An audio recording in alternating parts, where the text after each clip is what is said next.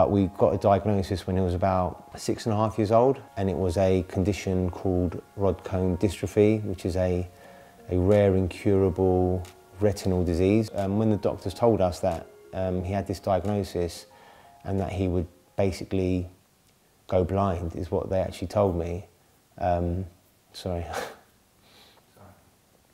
We didn't know how it would manifest. It's like we received the diagnosis and that caused the onset of his vision loss. Because prior to that, there was nothing to suggest that there was anything wrong with him. Well, I like football a lot because I watched Arsenal a lot when I was younger, and I went to the games and... You're watching it all the time. And I'm watching it all the time, and I love playing it as well. Well, when the goals go in, and then the cheering and the goals, like the songs even. We just had no idea where this was going. We thought maybe it would stay as it is, or will he lose his vision completely? So it was a constant, battle to come to terms with the new kind of norm for us on a weekly basis. We had no idea where it was going to go. We've kind of just blinked and our son's gone blind just like that. We've got pictures up around the house of, a couple of years ago, and Mikey was fully sighted, looking at the camera, smiling, and we were all happy, not knowing.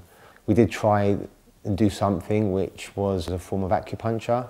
Effectively was sticking needles in his eyes, in and around his eyes and on his body, to try and stimulate regrowth of the cells that were dying and to try and save any vision that he had remaining.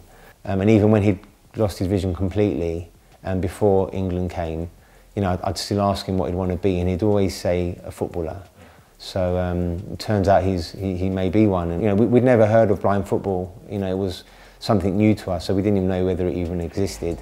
My wife found eventually the Tottenham Hotspur Centre of Excellence, which was actually quite local to us. Yeah, we owe a lot to them because without them, Mikey wouldn't have had this chance. And how does he feel as an Arsenal fan playing at the Tottenham Hotspur Centre of Excellence? He loves it because he goes with his Arsenal top and rubs it in, and he says it. He'll always go with his Arsenal top. And you train with England, right? Yeah. How did that come about? Well, it's really fun, but it's quite challenging at the same time because you need to always be focused and you can't switch off because obviously you can't see the ball, so you have to hear it. I was playing in my Saturday Tottenham training, and then the FA came down and started videoing me. Wow. And then they said that I was good enough to go up there. Even if you get scouted at this age, for example, they can't enter the England setup officially until he's 13 years old, because they need to physically develop, train their skills, because obviously they rely on different skills, not just obviously playing football. They rely on their senses. They need to be a lot bigger, stronger, so that they, when they eventually collide with players, they're able to, withstand the force. And one day, do you think you'll play for England? Yeah. Yeah? Confident? Yeah, he's got no doubt about that. It's already in his mind. He wants to win the World Cup. Didn't the manager already say that?